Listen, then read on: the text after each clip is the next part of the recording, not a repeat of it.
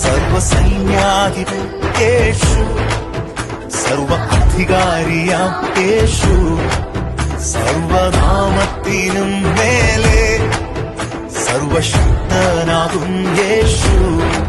യേശു നല്ലവൻ, ദയവുള്ളവൻ, ജയവീരന സൈന്യാധിപൻ. യേശു നല്ലവൻ, ദയവുള്ളവൻ, ജയവീരന സൈന്യാധിപൻ.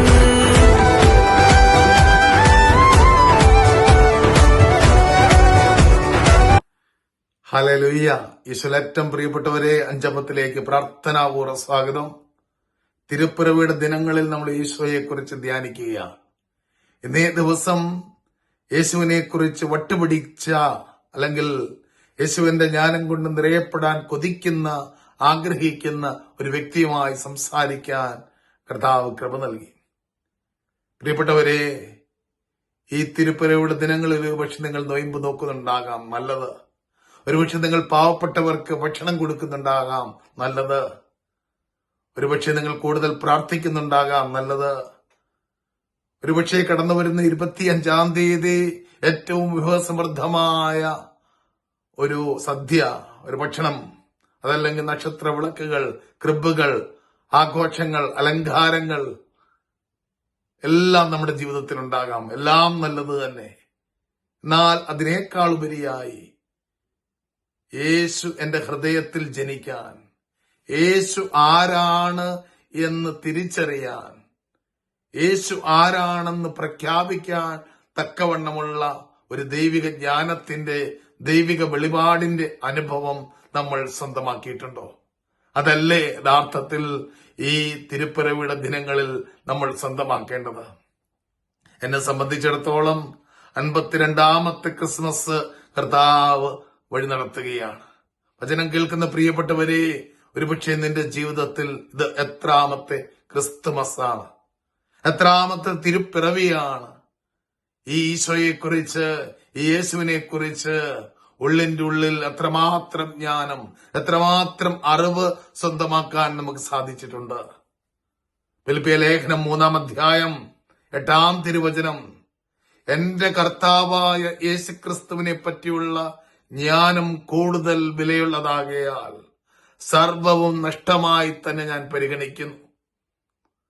യേശുക്രിസ്തുവിനെ കുറിച്ചുള്ള ജ്ഞാനം ഏറ്റവും വിലയുള്ളതായി അനുഭവിക്കുവാൻ, ഏറ്റുപറയുവാൻ സാധിക്കുന്ന സെന്റ് പോൾ അദ്ദേഹം പറയുകയാണ്, സർവവും നഷ്ടമായി ഞാൻ പരിഗണിക്കുന്നു. അവനെ പ്രതി ഞാൻ സകലവും നഷ്ടപ്പെടുത്തുകയും ഉച്ഛിഷ്ടം പോലെ കരുതുകയാണ്. യേശുവിന് വേണ്ടി നമ്മൾ എന്താണ് ഉച്ഛിഷ്ടം പോലെ കരുതിയിട്ടുള്ളത്? യേശുവാകുന്ന ജ്ഞാനത്തെ സ്വന്തമാക്കാൻ നമ്മൾ എന്താണ് ഇതുവരെ ഉപേക്ഷിച്ചിട്ടുള്ളത്? ഇതെന്തിനു വേണ്ടിയിട്ടാണ്? വചനം പറയുകയാണ്, ഇത് ക്രിസ്തുവിനെ നേടുന്നതിനും അവനോടുകൂടെ ഒന്നായി കാണപ്പെടുന്നതിനും വേണ്ടിയത്രേ. യേശുക്രിസ്തുവിനെ നേടുക, യേശുക്രിസ്തുവിനോടുകൂടി ഒന്നായി തീരുക എന്നുള്ള ആഴമേറിയ ആഗ്രഹം നമ്മളിൽ ജനിക്കട്ടെ, വളരട്ടെ എന്ന് പ്രാർത്ഥിക്കുകയാണ്. ഫിലിപ്പിയ ലേഖനം 3:7 വചനം പഠിപ്പിക്കുന്ന ഇപ്രകാരമാണ്, ഇവയെല്ലാം ക്രിസ്തുവിനെ പ്രതി നഷ്ടമായി ഞാൻ കണക്കാക്കി. പ്രിയപ്പെട്ടവരെ, ഞാനും നിങ്ങളും ഇതിനോടകം നമ്മുടെ ജീവിതത്തിൽ ക്രിസ്തുവിനെ പ്രതി എന്താണ് നഷ്ടമാക്കിയിട്ടുള്ളത്? ക്രിസ്തുവിനെ പ്രതി നമ്മൾ ഒന്നും നഷ്ടമാക്കിയിട്ടില്ല എങ്കിൽ അതിന്റെ അർത്ഥം നമ്മളെല്ലാം നഷ്ടമാകുന്ന ഒരു ജീവിതത്തിലൂടെ കടന്നു പോവുകയാണ് എന്ന് നമ്മൾ തിരിച്ചറിയണം. ഫിലിപ്പിയ ലേഖനം 3:9 വചനം നമ്മളെ പഠിപ്പിച്ചല്ലോ, ഇതെന്തിനു വേണ്ടിയിട്ടാണ്? ക്രിസ്തുവിനെ നേടുന്നതിനും അവനോടുകൂടെ ഒന്നായി കാണപ്പെടുന്നതിനും വേണ്ടിയത്രേ. യോഹന്നാന്റെ സുവിശേഷം 17-ാം അധ്യായം 3-ാം തിരുവചനം നമ്മളെ പഠിപ്പിക്കുകയാണ്, ഏക സത്യ ദൈവമായ അവിടുത്തെയും അങ്ങ് അയച്ച യേശുക്രിസ്തുവിനെയും അറിയുക എന്നതാണ് നിത്യജീവൻ. യേശുവിനെ അറിയുന്ന ഒരു ക്രിസ്തുമസ് നമുക്കുണ്ടാകട്ടെ.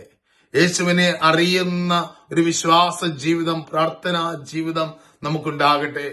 എഫെസസ് ലേഖനം 1:17 വചനം പഠിപ്പിക്കുകയാണ്, നമ്മുടെ കർത്താവായ യേശുക്രിസ്തുവിന്റെ ദൈവവും മഹത്വത്തിന്റെ പിതാവുമായവൻ ജ്ഞാനത്തിന്റെയും വെളിപാടിന്റെയും ആത്മാവിനെ നിങ്ങൾക്ക് പ്രദാനം ചെയ്തുകൊണ്ട് തന്നെക്കുറിച്ചുള്ള പൂർണ്ണമായ അറിവിലേക്ക് നിങ്ങളെ നയിക്കട്ടെ. മനോഹരമായ ഈ പ്രാർത്ഥന ജ്ഞാനത്തിന്റെയും വെളിപാടിന്റെയും ആത്മാവിനെ നമ്മളിലേക്ക് പ്രദാനം ചെയ്യാൻ നമുക്ക് ആഗ്രഹത്തോടെ പ്രാർത്ഥിക്കാം. ഒരു യുവജന ധ്യാനത്തിൽ ജീവന്റെ പുസ്തകത്തെക്കുറിച്ച് ക്ലാസ് എടുത്തതിന് ശേഷം ഞാൻ ചോദിച്ചു, പ്രിയപ്പെട്ട യുവതീ യുവാക്കളെ, ജീവന്റെ പുസ്തകത്തിൽ നിങ്ങളുടെ പേരുള്ളവരൊന്ന് കൈ ഉയർത്താൻ. കുറച്ചുപേര് കൈ ഉയർത്തി. ഞാൻ അവരോട് ചോദിച്ചു, എന്താണ് നിന്റെ പേര് ജീവന്റെ പുസ്തകത്തിൽ ഉള്ളത് എന്നതിന്റെ ഉറപ്പ്?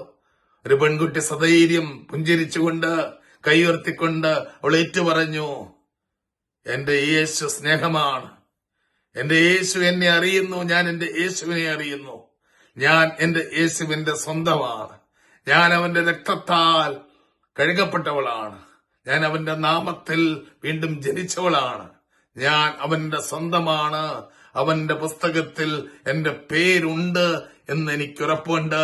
അവന്റെ രണ്ടാം വരവിൽ അവനോടൊത്തായിരിക്കാനുള്ള സമർപ്പണത്തിന്റെ ജീവിതം എനിക്കുണ്ട്. പ്രിയപ്പെട്ടവരെ, ഈ തിരുപ്പിറവി നമ്മളെ ചലഞ്ച് ചെയ്യട്ടെ. യേശുവിനെ അറിയാൻ, യേശുവിനെ അനുഭവിക്കാൻ, യേശുവിനെ ഏറ്റുപറയാൻ തക്കവണ്ണമുള്ള വചനത്തിന്റെ സ്വർഗീയ അഭിഷേകം നമ്മുടെ എല്ലാവരുടെയും ജീവിതത്തിൽ സംഭവിക്കട്ടെ എന്ന് ഒത്തിരി സ്നേഹത്തോടെ പ്രാർത്ഥിക്കുന്നു. ഹല്ലേലൂയ.